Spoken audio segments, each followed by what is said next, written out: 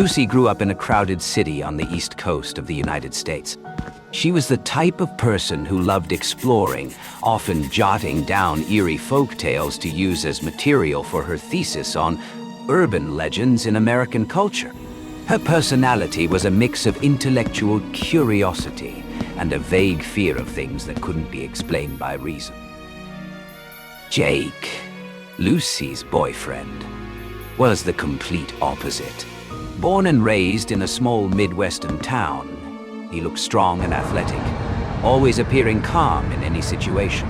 But Lucy knew that deep inside, Jake hated uncertainty. He was never comfortable facing things beyond his control. One day, Lucy decided to accompany Jake back to his family's old wooden cabin, isolated on the edge of town, a place where Jake had lived as a child. For Lucy, the trip was a chance to dig deeper into local legends that she could include in her thesis. For Jake, it was just a quiet weekend away from the noise of the city. What Jake didn't realize was that in this very old house, locals still whispered about a creature that had spread terror for decades. And Lucy, driven by her curiosity, would unknowingly awaken a story that everyone else wanted to forget. The sky grew dark as Lucy and Jake arrived. The cabin sat in the middle of a clearing, surrounded by thick woods. The wind howled, branches scraping against the glass like claws. Inside, the house looked ancient. The wooden floor creaked, and the walls were lined with black and white photos of Jake's ancestors. Lucy shivered when she noticed the stern faces, their eyes seeming to follow her every step. Jake just laughed it off, saying it was her imagination.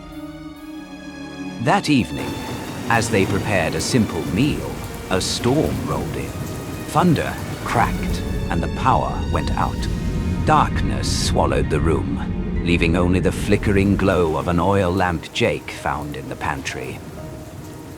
In the eerie silence between the rain and wind, Lucy began to hear a faint call from the forest outside.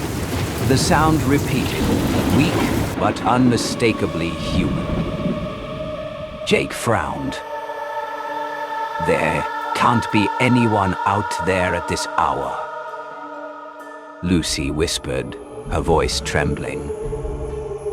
"It sounds like a woman. I think she's calling your name."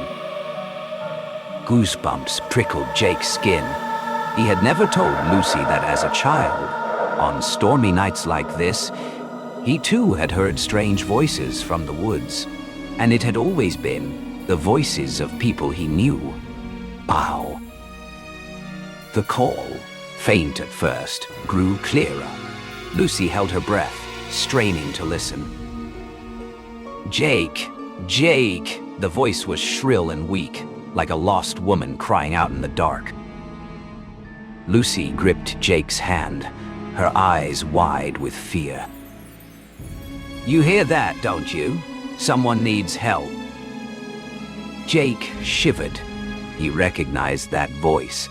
It was his mother's, the very woman who had died years ago in an accident on the road near these woods. He froze. His heart pounded, his mind screaming it was impossible, yet memories and fear clawed their way back. Then Lucy noticed muddy footprints outside the window.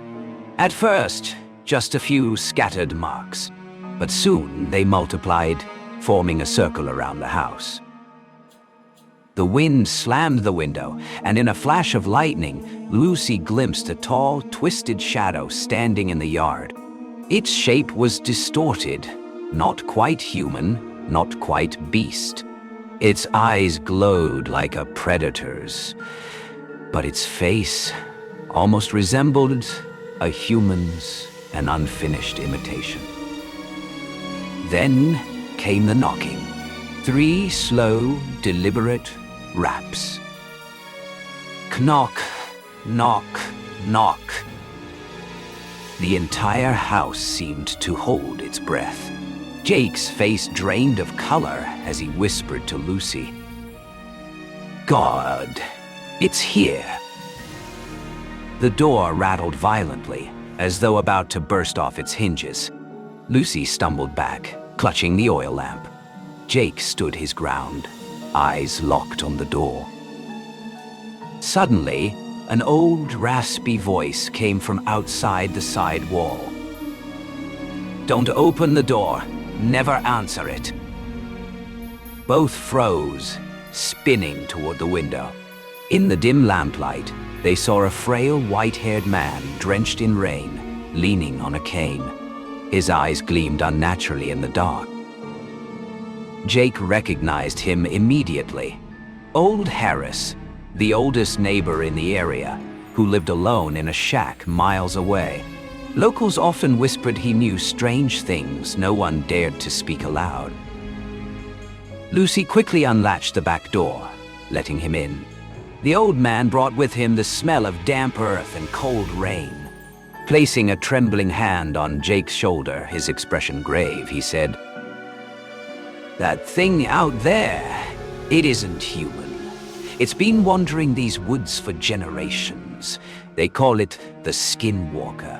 It mimics the voices of your loved ones to lure you outside." Lucy's stomach turned cold as she recalled the voice calling Jake's name. Jake clenched his fists so tight, his nails dug into his palms. Harris leaned closer, his hoarse whisper almost a hiss. "It knocks 3 times. If you answer or step outside, you'll never come back." Just as he finished, the second knock thundered against the door, heavier, more violent, like a monstrous hand trying to rip it apart. Knock, knock, knock. The house shook. The storm roared louder. Shadows danced on the walls.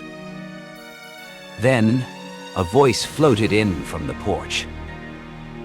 "Jake, it's me. Let me in, Jake." Lucy froze. It was her voice. Perfectly copied, but hollow wrong, as though spilling from a mouth not meant for human speech. Jake's eyes went wide, sweat dripping down his face. He turned to Lucy beside him, pale and terrified. No, you're right here. But that's your voice." The call grew more desperate. "Jake, don't you see me? I'm so cold. Please, open the door." Harris gripped his cane, growling. "Don't listen. That's how it tricks you. Open that door and you give it your soul." But Jake's mind was clouded. The voice pulled at him like a hook, dragging him forward. His steps creaked on the floorboards. Slow, heavy, inevitable. Lucy sobbed, clinging to his arm. "Jake, look at me. I'm here. Don't listen to it." A lightning flash illuminated the window. For a split second, Lucy saw the hulking shadow outside. It leaned close to the door, its mouth grotesquely stretched, and in her own voice it whispered, "Jake, you love me, don't you? Let me in." The third knock came, louder than ever, shaking the frame. Knock, knock, knock. Jake's trembling hand touched the latch. The door creaked open just a crack. A rancid stench of blood poured in. Through the gap, a single yellow eye gleamed, unblinking, predator-like.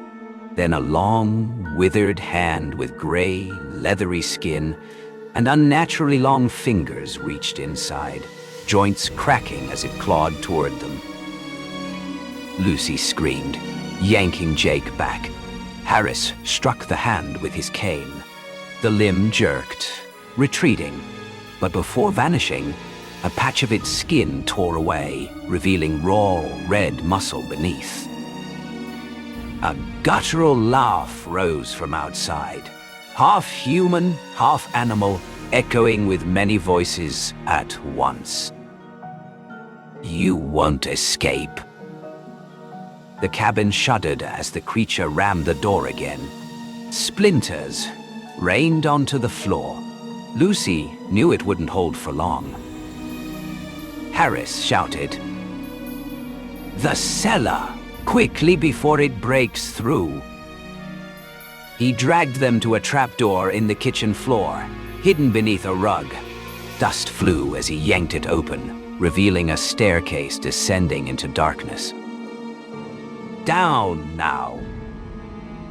Lucy and Jake stumbled into the cellar. Harris slammed the hatch shut, just as the front door above shattered with a deafening crash. In the cellar's dim glow, shelves lined with jars and strange charms loomed in the shadows. Symbols scrawled in black ash covered the walls. "This is the only place it cannot enter," Harris rasped. "The wards keep it out." Above them, heavy footsteps thudded across the floor. Then the voice returned, directly overhead. "Lucy, Jake, I know you're down there." The tone shifted, Lucy's voice, then Jake's mother's, then the cries of a child. Lucy buried her face in Jake's chest, trembling. Harris whispered, "It doesn't just want your lives. It wants your faces, your memories, your souls. Once it takes them, no one will know you ever existed." The footsteps stopped. Silence pressed down. Then, a distorted face peered through the crack of the cellar door, its yellow eye gleaming. The pounding resumed, shaking the hatch so violently dust showered onto them. Harris pressed his hand to the symbols, muttering incantations. The knocks slowed, then ceased. Relief washed over them, until a chilling voice spoke, not from above, but from the darkness behind them in the cellar. "Did you really think you could hide from me?" The oil lamp sputtered and died. The cellar drowned in black. Lucy screamed, clawing for Jake. Harris swung his cane wildly. Two glowing eyes opened in the dark. They drew closer. And then, silence. At dawn, the cabin was empty. No trace of Lucy, Jake, or Harris remained. Only muddy, bloody handprints smeared across the cellar door, proof they had once been there. The townsfolk gained another story to whisper on stormy nights, that the skinwalker had claimed 3 more souls. And somewhere in the woods, familiar voices still echoed, calling, waiting for the next victim. One day.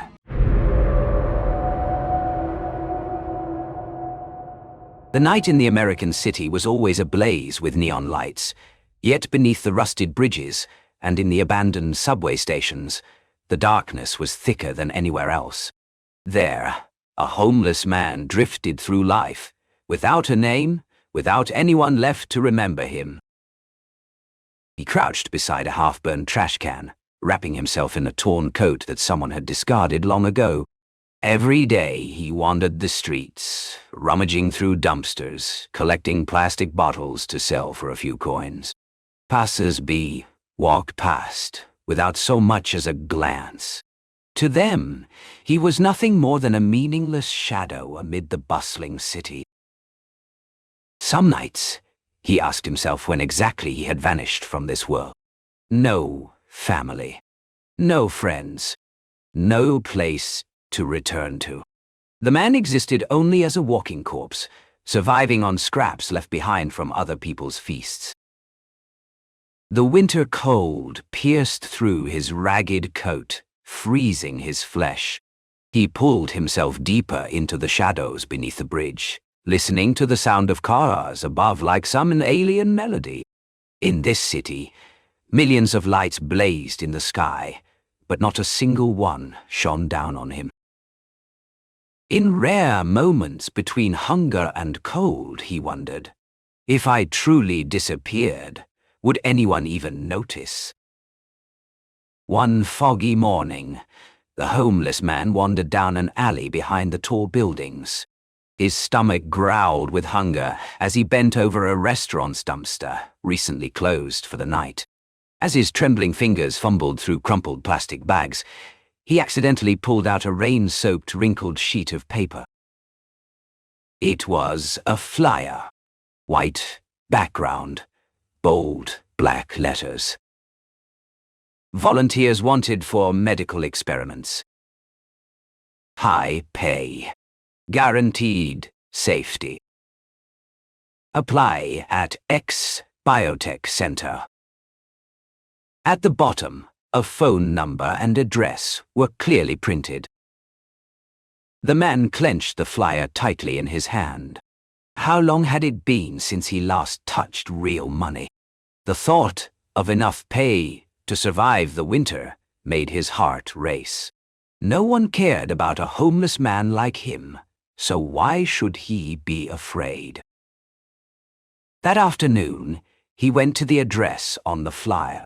In the middle of an upscale district, the X Biotech Center rose like a cold glass monolith, towering high, reflecting the harsh sunlight. Inside, the hallways were long and sterile white. People in white lab coats passed by without a glance, as if he were nothing but a misplaced shadow in their world. A bespectacled employee, with a blank expression, handed him a thick stack of registration forms. He didn't understand the dense medical jargon written inside. His eyes only caught the bold, capitalized line. Sign consent form. Compensation. $10,000. $10,000. The number glowed like a promise of salvation. Without another thought, he picked up the pen with trembling hands and signed his name. He didn't realize that his signature was, in truth, a one-way ticket into the abyss. Whee! The day of the experiment arrived. The man was led into a sterile white room, vast as a hospital ward, yet terrifyingly pristine. Cameras lined the walls. Ventilation systems hummed in the background. He wasn't alone. Several other weary faces, homeless, unemployed, sat huddled on cold stainless steel beds. They exchanged anxious glances, like rats trapped inside a cage. A team of doctors in white coats entered. Their faces were hidden behind masks, their eyes cold behind protective goggles. Without a word, they began injecting each subject with a thick, dark, greenish-black fluid. As the needle pierced his skin, the man felt his body ignite from within. His heart pounded erratically. His head spun. His entire body convulsed violently. Screams echoed through the room as the others writhed in agony. A burly man collapsed to the floor, eyes rolling back, foam spilling from his mouth. A woman shrieked until her voice broke, then fell silent. One by one, the bodies crumpled and lay still.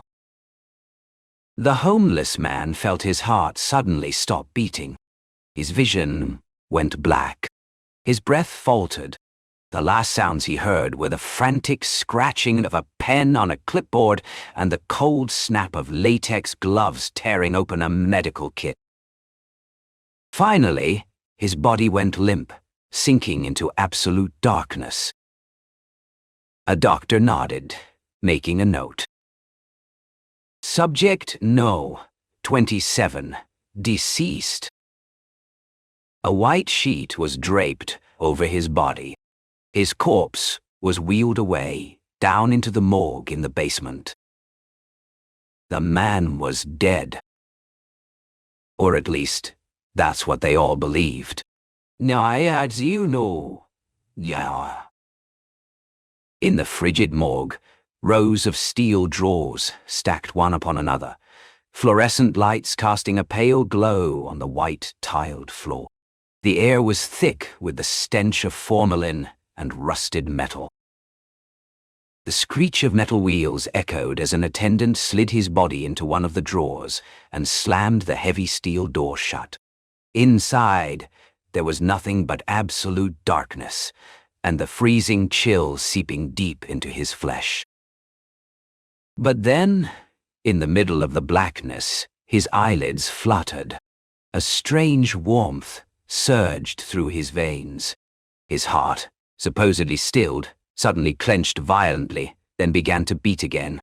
A ragged breath burst out, cold vapor spilling into the cramped air. He opened his eyes. His body ached, as if it had been crushed. He tried to move, thrashing against the steel walls around him. In desperation, he slammed his hand forward, and it passed straight through the metal, as though it were smoke. Terrified, he jerked back, heart pounding, then tremblingly reached again. This time his entire body slid through the door, emerging on the other side like a ghost. The man collapsed on the tile floor, drenched in sweat. He stared at his trembling hands, feeling each cell shifting, mutating.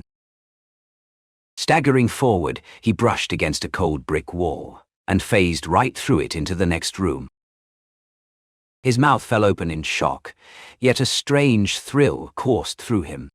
For a fleeting moment, he was no longer the invisible shadow abandoned by society. He was something else.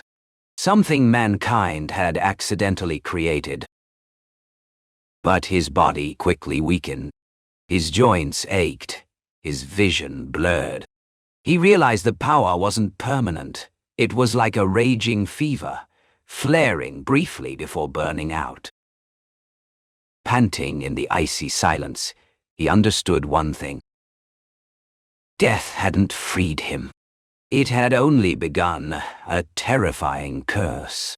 Ah! He had barely staggered out of the morgue when alarms erupted throughout the building.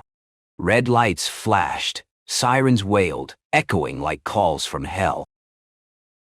On the control room monitors, security staff froze in disbelief as subject number 27 walked the halls. He had been recorded as deceased. A cold voice crackled through the intercom. Emergency. Subject reactivated. Lock down the entire facility. Instantly, heavy footsteps thundered down the corridors. The man, panicked, bolted forward, instinct urging him to hurl himself at a steel wall. In a blink, his body slipped through the thick metal, vanishing to the other side. He gasped for air, heart hammering.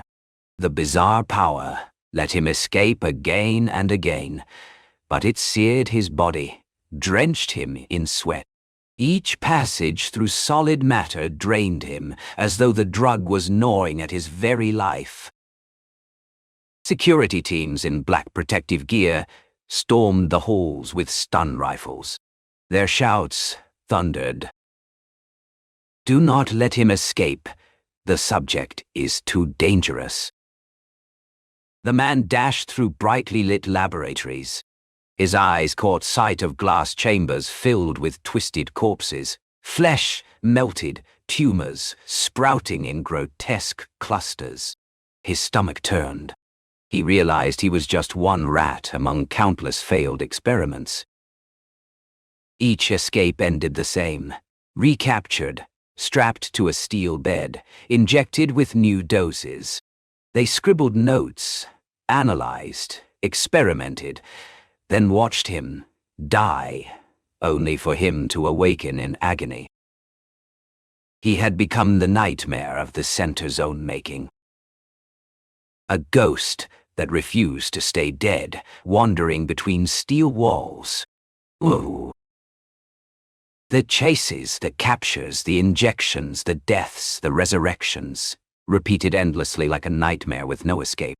His body grew frailer, yet his ability to slip through walls sharpened, as though pain and the drug itself were forging him into something new. One night, during a botched experiment, the center was careless. The restraints hadn't been secured. He gathered every ounce of strength and broke free. The corridor stretched ahead, alarms blaring. But this time, he wasn't running in despair. He was running as if he knew it was the last time. He hurled himself through wall after wall, skin burning, blood spilling from his mouth. Stun shots cracked behind him, but only grazed his blurred silhouette before he vanished through a thick concrete barrier. The final door burst open. The night wind rushed in, icy and sharp. Under the pale glow of streetlights, his figure flickered, then disappeared entirely into the darkness. From that night on, no one ever saw him again. The ex-biotech center buried the incident, filing it away as Subject No. 27, missing. But whispers spread.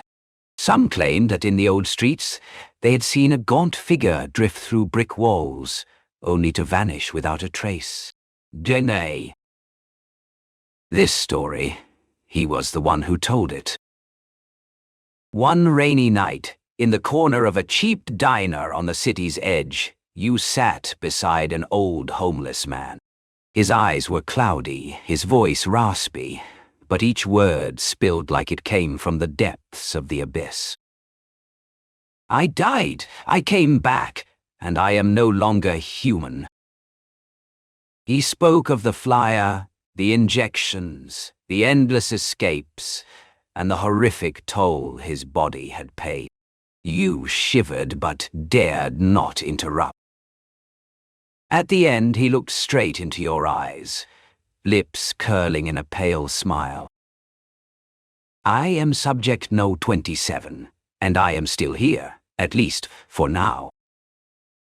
You blinked. When you turned back, the seat beside you was empty.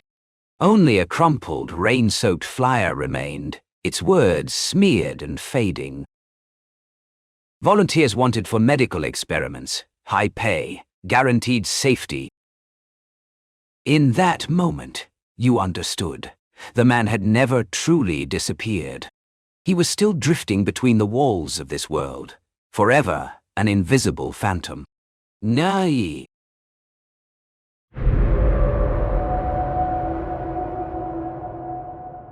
Ethan stared out the dormitory window, where spindly branches swayed in the late autumn wind.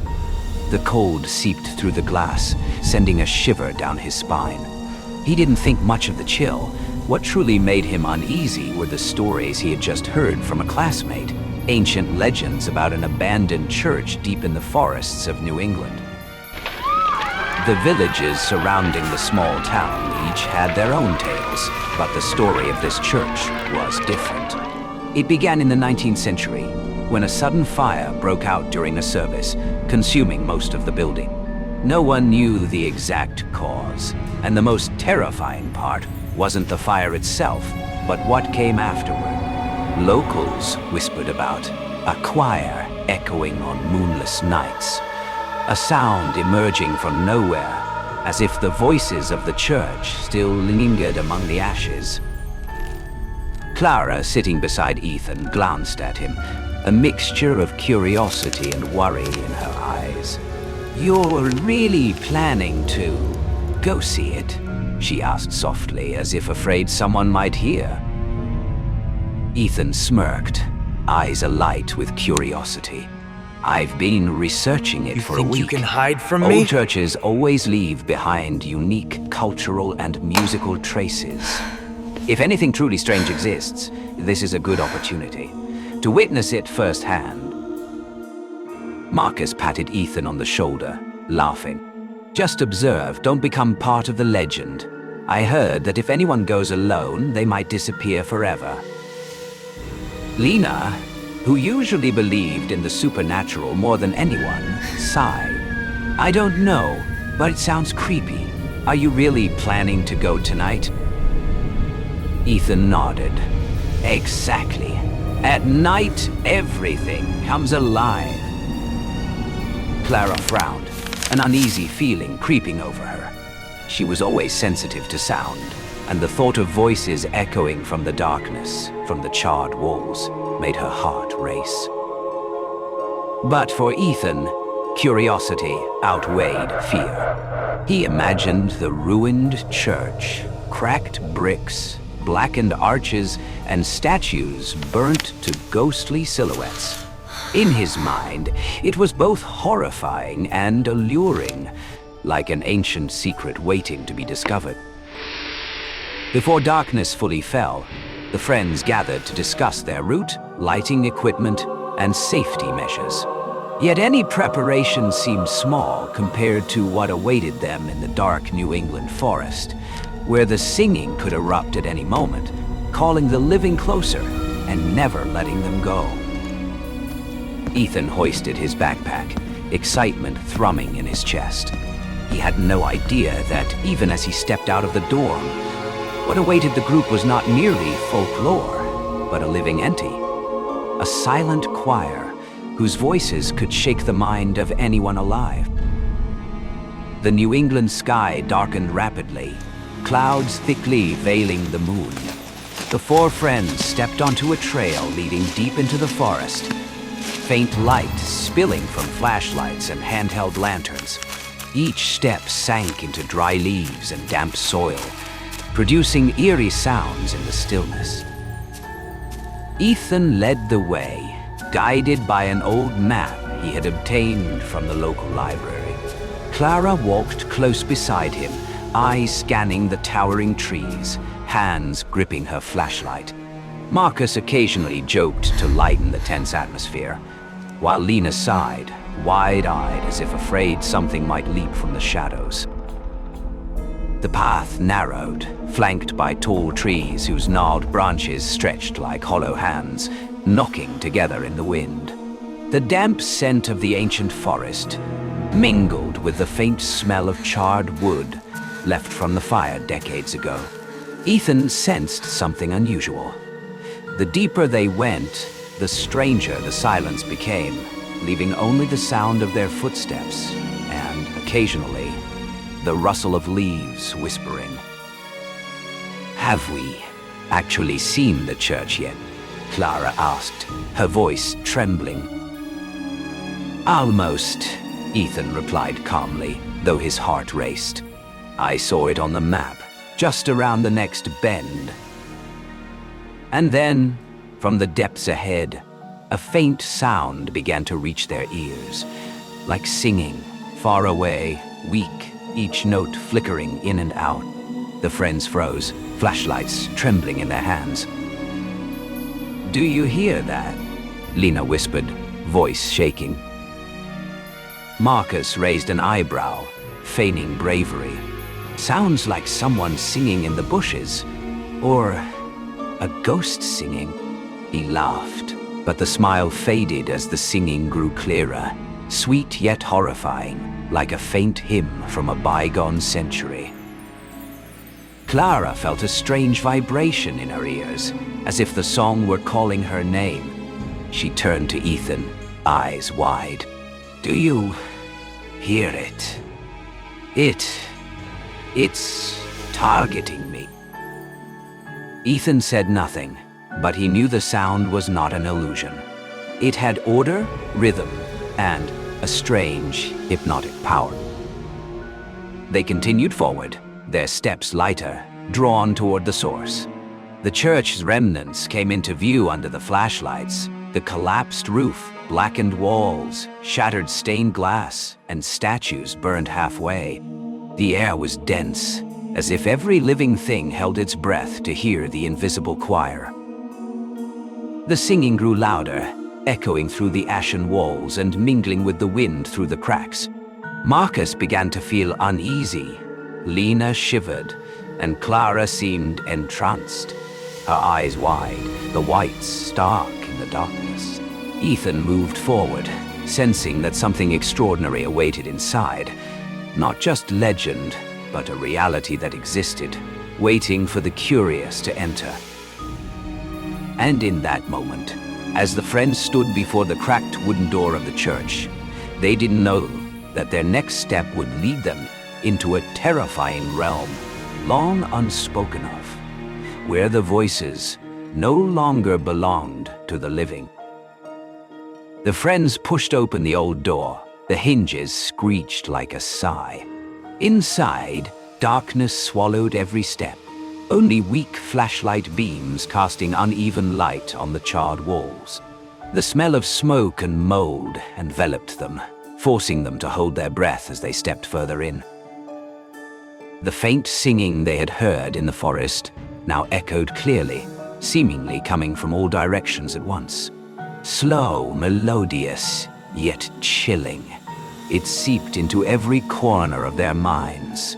Clara froze, gripping her flashlight tightly, heart racing. The voice was soft, but enchanting, as if each note were calling her by name. Ethan advanced, observing. He realized the sound had a definite structure, not random, like an ancient hymn long lost. Flashlight beams revealed burnt and cracked walls, collapsed arches hovering, and a large empty space at the end where the singing was loudest. Marcus scoffed, attempting to break the tension. Probably just the old church corpses. Singing, he joked, but his laugh faltered as a prolonged note resonated just behind him. Lena grabbed Clara's hand, pale-faced. I don't know. Should we turn back? But Ethan shook his head resolutely. We came this far. We have to see it through. There's something we need to witness. Clara followed, feeling drawn toward the sound. The singing penetrated her mind, gentle yet eerie, making her want to step forward and join the invisible choir. She shivered, almost hypnotized, only breaking away when Lena shook her shoulder. The singing didn't just fill the space, it vibrated in the bones, as if the entire church breathed in rhythm. Ethan sensed a strange presence, not a malevolent ghost, but something sacred, ancient, existing between life and death. They stopped in the nave, where rows of old pews sat neatly. For the first time, they saw faint movements in the shadows. The singing continued, drawing them deeper into the church, where the boundary between life and death grew thin. In a brief moment of silence, they realized this was no longer a story or a legend. They were facing a horrifying reality. The music led the way, and if one wasn't careful, they might never leave. The friends moved into the church's nave, where flashlight beams barely lit the cracked tile floor. The singing grew clearer, wrapping around them, making the air dense and almost alive. Ethan crouched to examine the pews, and what he first noticed froze him. The figures seated upright were not living. Marcus stammered, wait, those are mummies? Before them, desiccated corpses sat in rows, mouths open as if singing. Their skin was dry, hair tangled, eyes hollow, yet the sound emanating from their mouths continued, a centuries-old hymn, pure yet terrifying. Not an echo or simulation, but a living sound, rhythmic and pitched, though the bodies were stiff and lifeless. Clara trembled, staring at a corpse directly ahead, feeling as if its song called her personally. Lena stepped back, clutching Ethan's arm. Don't look too long. I feel like it wants to pull me in. Ethan took a deep breath, trying to analyze. The air wasn't hostile. The singing bore no malice, no harshness, no growls. Instead, it was sacred, like an ancient ritual, as if these souls continued their final mission, singing the hymn even after leaving life behind. Marcus, usually joking, stepped closer, eyes wide with awe and fear. I can't believe They're really singing. He shivered, unable to look away. Clara felt a strange vibration coursing through her body. The voice entered her mind, sweet and hypnotic, making her want to speak, to join in. Ethan quickly grabbed her hand, pulling her back. "We have to stay alert, Clara. Don't let the music deceive us." The singing continued, but now it was no longer a distant legend. It existed, calling, drawing them to the edge between life and death. The friends stood frozen, terrified and amazed, realizing that every folktale they had heard was just the tip of the iceberg. Ethan swept his flashlight across the mummified faces, mouths open, producing the mesmerizing sound. He knew that if anyone wasn't careful, they might never leave, and that the singing wasn't just a song, but an invitation, reaching out toward every step they took in the darkness. Pow! The singing surrounded them, each note seeming to seep into the friends' very veins. Ethan stood still, trying to analyze the sound, and finally realized this was not random music. It was an ancient hymn, long lost, once sung in the church before the fire. Each note, each chord had a purpose, as if weaving an invisible net to pull the living inside. Clara stepped slowly toward the mummified corpses, eyes wide, almost hypnotized. The singing penetrated her mind, gentle yet insistent, softly coaxing. She felt invited, as if the music were speaking to her. "Join us, sing with us." Lena grasped Clara's hand, trying to pull her back from the trance, voice trembling. "Clara, come back, don't listen to them." Marcus, however, was curious, stepping closer. "See, can we try touching it? Just a little?" He laughed nervously, but the smile quickly died when the singing surged louder, as if reacting to his curiosity. Ethan sensed a strange energy filling the room. He pulled Clara away, emphasizing, "This music isn't just for scare tactics. It wants to invite the living to join. And once you join, there's no turning back." Clara shivered, struggling against the hypnotic pull. "Ethan, are you sure we won't get pulled in?" "We have to get out before it's too late." Ethan's eyes scanned the room, serious.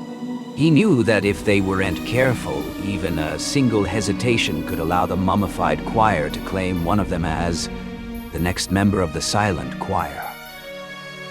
The singing now pulsed rhythmically, blending with their breaths, making Clara feel as if each step was drawing her into the center of the nave. Lena held her back in time, while Ethan swept his flashlight around, searching for an escape. Marcus, despite the warning, edged closer, curiosity overpowering caution. A chill ran down Ethan's spine. He knew if Marcus didn't stop, something terrible would happen. The singing continued, no longer harmless. Every note was an invitation, gentle yet irresistibly powerful. The friends realized that the line between life and death now lay in the hymn itself. Ethan took a deep breath, grasped Clara's hand tightly, and silently vowed they had to choose: escape or be drawn into the music. The friends stood in the vast nave, flashlight beams trembling across charred walls and rows of old pews. The singing filled the space, long, soft, and eerie. Clara almost froze, eyes wide, lips slightly parted, as if ready to sing. Ethan quickly grabbed her hand, voice urgent. "Clara, no, this isn't ordinary music. It's trying to pull you in." But Clara shivered, her hand loosening from Ethan's grip, hypnotized by the sound. A vibration ran deep into her bones, compelling her to step toward the mummies seated in rows, to join their song. I want to sing, she whispered, barely controlling herself. Lena shook her, voice trembling. Clara, listen to me. Step back. If you start singing, you won't escape. Marcus, on the other hand, was consumed by curiosity. He stepped closer to the pews, eyes bright, touching a mummified figure. A louder note rang out, seemingly responding to his curiosity. He hesitated briefly, but too late. A force pulled him toward the center of the choir, the flashlight wobbling violently. Ethan shouted and lunged to grab Marcus, but his hand passed through empty air. Marcus had vanished, drawn into the heart of the music. The remaining friends stared in horror at the spot he had just occupied, leaving only empty pews and the still singing hymn, sweet and terrifying. Clara gasped, panicked. Marcus! Marcus! She clutched Ethan's hand, struggling against the song's pull. Ethan pulled her from the center, glancing back at the mummified choir.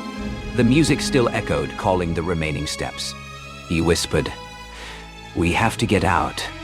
Now." The friends bolted for the main doors, hearts pounding, footsteps unsteady on the cracked tiles.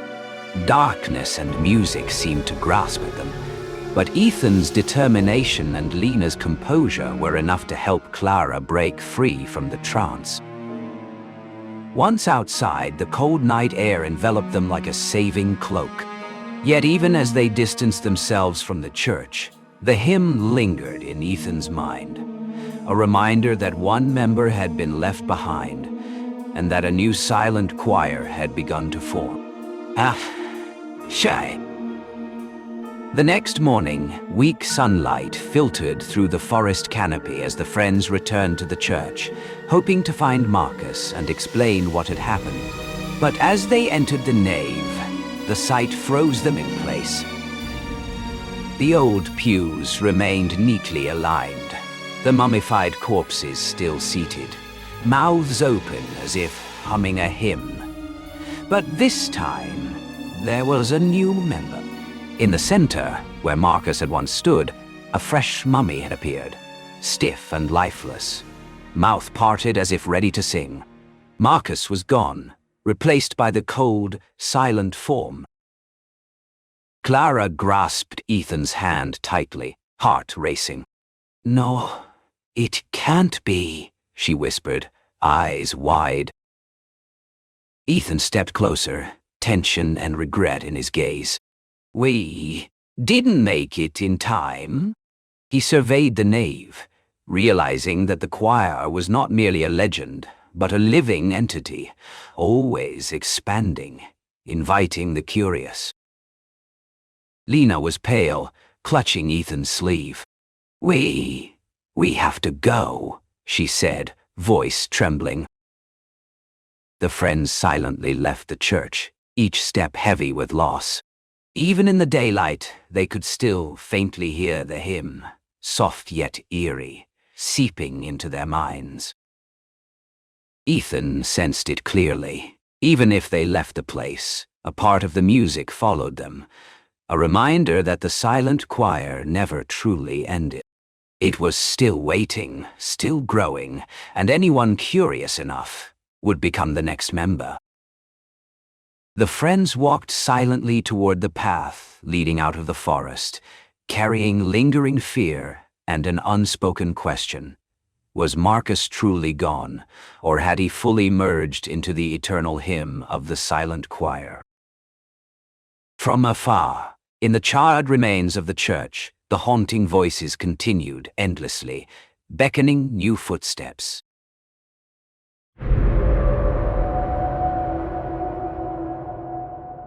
The gray SUV crawled along the narrow mountain road, its tires crunching over loose gravel.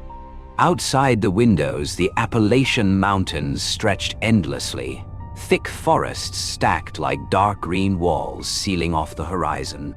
The last traces of sunset bled away, casting a strange, dim orange glow over the treetops, like embers smoldering in the dark. Inside the car, 3 college students were on their summer road trip. Ethan, the driver, calm and a little stubborn. Chloe, the lively girl with a camera always hanging around her neck. And Mark, short-tempered, impatient, but bold and eager to help anyone. GPS is gone again, Chloe sighed, staring at her phone's flickering screen. The signal bars had vanished, leaving only a spinning, useless icon. Ethan tightened his grip on the wheel. It's fine. Just keep straight. This road's gotta hit the highway eventually. Mark groaned from the back seat. We've been driving for nearly 2 hours without a single road sign. If we've got summer classes tomorrow, we're already screwed. Ethan chuckled, trying to cut through the tension. Come on, Mark. Think about it. We'll have a crazy story to tell. It's not every day you get lost in the Appalachians. Chloe raised her camera, snapping a quick shot of the deep woods. When she checked the screen, the photo was darker than reality, as if nightfall was racing in faster than it should. She glanced outside again, eyes narrowing at the twisted tree trunks. Something wasn't right. The light was fading too quickly, though it wasn't even 6 o'clock. Suddenly, Ethan eased off the gas. Ahead, the asphalt ended, giving way to an old dirt track veering off to the right. It was narrow, carpeted with dead leaves, and the trees on either side leaned inward to form a long, suffocating tunnel. Shortcut, maybe, Ethan muttered, squinting. It's not on the map, Chloe said, shaking her phone. Google Maps was a blank void here. Mark let out a half-mocking laugh. Road's a road, as long as it gets us out of the woods. You want to turn back? Chloe smirked nervously. Could be some kind of old retro route nobody uses anymore. Ethan hesitated. Then, as if tugged by something unseen, he turned the wheel and steered onto the trail. The moment the tires rolled over the leaf-strewn ground, the air shifted, heavier, thicker, as though the forest was closing shut behind them. Chloe swallowed hard, clutching her camera. For an instant, she felt they had crossed an invisible threshold, and there would be no way back. Before they had taken the turn, the group had stopped in a tiny mountain town to get gas and food. The place was almost cut off from the world. A few weathered wooden houses, a dimly lit general store, and narrow, empty streets. Inside the shop, an old woman with silver hair sat behind the counter. Her cloudy eyes sharpened the moment she saw them. She muttered something under her breath as Ethan handed her the cash. Where are you kids headed? Her voice was gravelly, slow. Just a road trip, Ethan replied. We're crossing the mountains, hoping to hit the highway. Her eyes flickered strangely. She leaned forward and whispered, Don't go onto Hollow Road. None of them had heard the name before. Chloe, curious, pressed for more, and the old woman began her tale.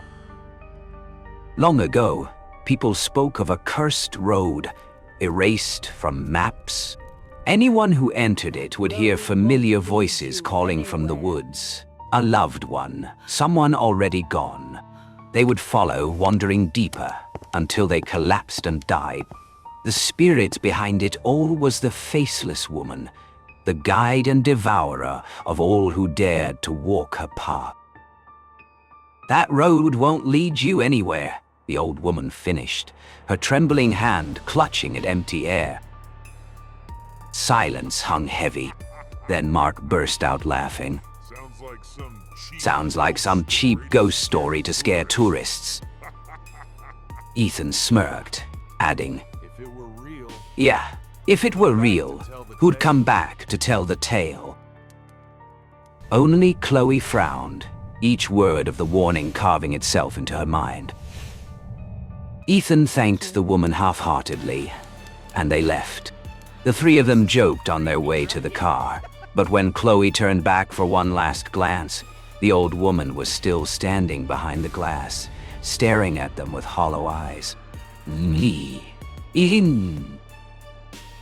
The SUV rolled on through the strange road. No houses, no signs, only the endless crush of trees pressing close.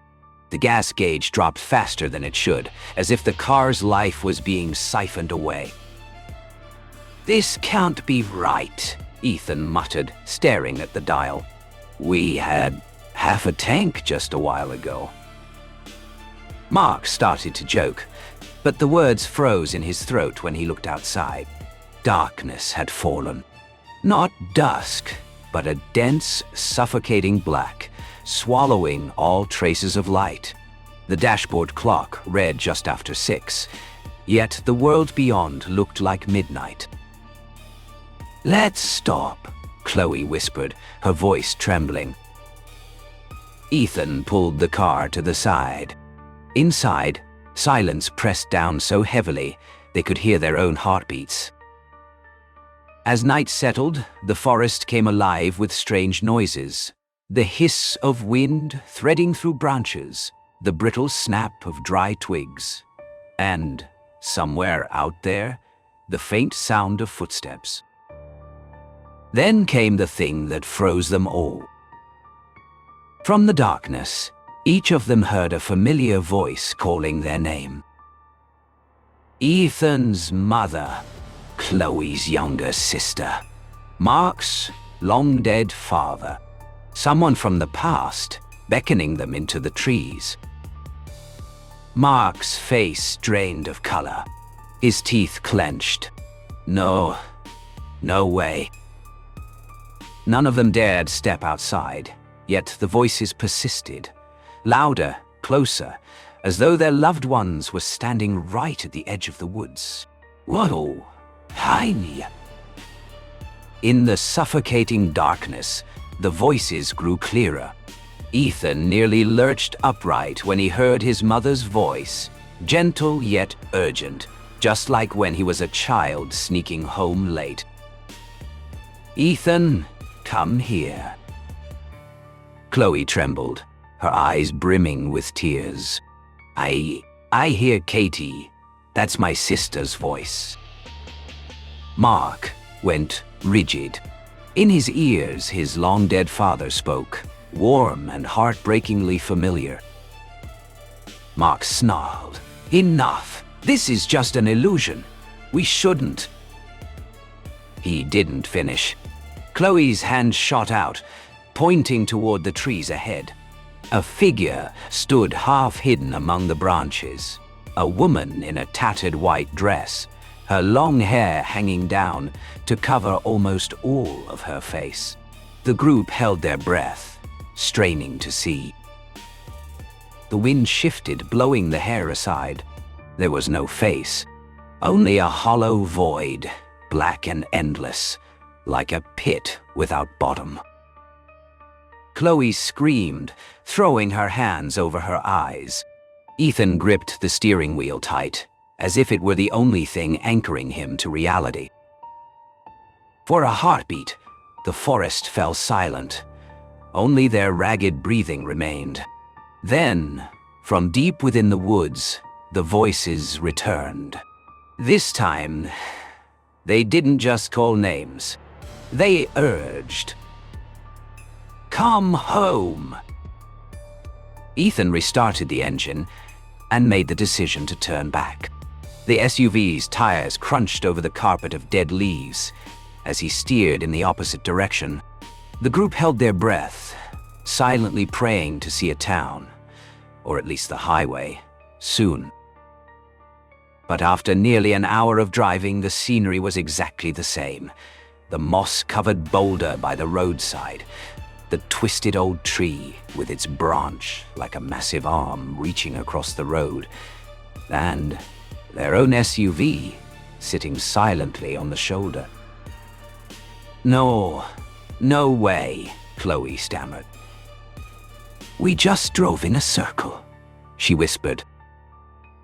Panic surged through Mark. He slammed his fists against the window. We're trapped. I'm getting out. I'll run if I have to. Ethan clamped a hand on his shoulder. Don't be stupid. You don't know what's out there. But in every mind, the same terror had already taken root. This road obeyed no natural law. It was leading them in endless circles, as if toying with its prey. No one dared to say it aloud, but all of them knew they had walked straight into a trap. The night was freezing, mist seeping into the SUV. No one could sleep, their eyes locked on the pitch black outside. Suddenly, Ethan jolted upright. He heard a familiar voice whisper right by his ear. Ethan, it's Mom. The voice of his mother, gone for years after the accident. Warm, tender, so real it made his chest tighten. No, that's impossible, he muttered, then pushed the door open. Ethan, don't! Mark grabbed for his arm but missed. Ethan was already outside, striding straight into the woods. Panic exploded in the group. They scrambled after him, their shouts echoing through the night. All they found were footprints pressed into the damp leaves, leading deeper and deeper, until they abruptly stopped. No Ethan, no voice, only an empty chill and the heavy stench of rot. Chloe broke down in tears. Mark cursed under his breath. He glanced around at the endless forest, heart pounding out of control. For the first time, he felt certain none of them would make it out alive. So. The group returned to the road, some trembling, others frozen in shock. They hardly spoke, only the sound of ragged breathing mingling with the wind whistling through the forest. As they walked along the edge of the road, searching for any sign, Chloe froze. Beneath a thick layer of dead leaves, she spotted a rusty sign, half buried in the earth. She brushed it clean, revealing the faded letters. Hollow Road, closed since 1887. Chloe's blood ran cold. She called Mark over to look. No one could speak a word. This road hadn't existed for over 100 years.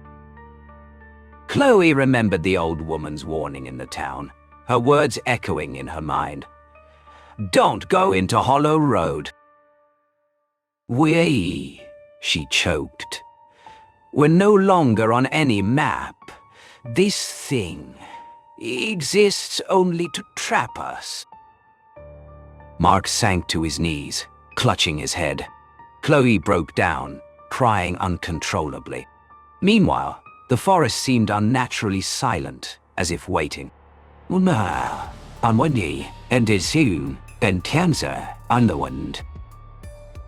The wind screamed, leaves whirling across the road. Then, from deep within the shadows, the figure appeared. A woman in a tattered white dress, patches of rotting cloth clinging to her like decay itself, hovered motionless. Her feet didn't touch the ground, long hair draping over her upper body. When she lifted her head, the group froze. Where her face should have been, there was only a black void, as if darkness itself had shaped into human form. She opened her mouth, but no sound came. Instead, a shrill screech filled the air like metal scraping stone. Her unnaturally long arms slowly reached out, fingers trembling, pointing toward the forest. The space around them twisted. Trees shifted, Shadows moved like liquid, and the road stretched into infinity. Everything felt like a living nightmare. Chloe collapsed, screaming, "Cher, she wants us to follow." Mark screamed, his eyes bloodshot with panic. He lunged toward the entity, ignoring everyone's cries to stop. "Take me then! Take me if you want!" In an instant, the white figure spread its arms wide, and Mark vanished into the pitch-black void, leaving no trace behind. Chloe sank to her knees, gripping herself, but her whispers were swallowed by the endless nothingness. There was no God here. A suffocating despair rose in Chloe. They knew that if they kept following the road, they would only repeat the circle until death. "We have to break the rules," Chloe thought. "We can't follow the road anymore. We have to push straight through the forest." Wiping away her tears, she strode forward, cutting through the dense woods. Behind her, the faceless woman still hovered, her unnaturally long arms continuing to beckon. "Nay!" Chloe plunged into the forest. Branches whipped against her skin, drawing streaks of blood, but she kept running headlong. The thick darkness clung to every step, and the wind shrieked like a sinister laugh. "Keep going, don't stop," Chloe told herself. She stumbled, fell, scrambled back up, and ran again, her breath ragged. In a fleeting moment of desperation, a faint glimmer appeared ahead, a fragile shaft of light piercing through the shadows of the trees. "I'm almost out of here," Chloe screamed, tears welling in her eyes. She burst out of the thicket and froze. Before her stood a rusted sign. "Hollow Road, closed since 1887. The road stretched empty before her, silent and deserted. The darkness behind was hollow, still. "Is anyone here?" Chloe shouted, her voice echoing into the deep forest. There was no answer. She trembled and took a step back. The wind abruptly ceased. A cold breath brushed against her neck. "Chloe," a familiar, sweet voice, like a memory. "Come home." Chloe turned around. The faceless woman stood directly behind her, the black void where her face should be threatening to swallow her whole. Night closed in. "We'll see,"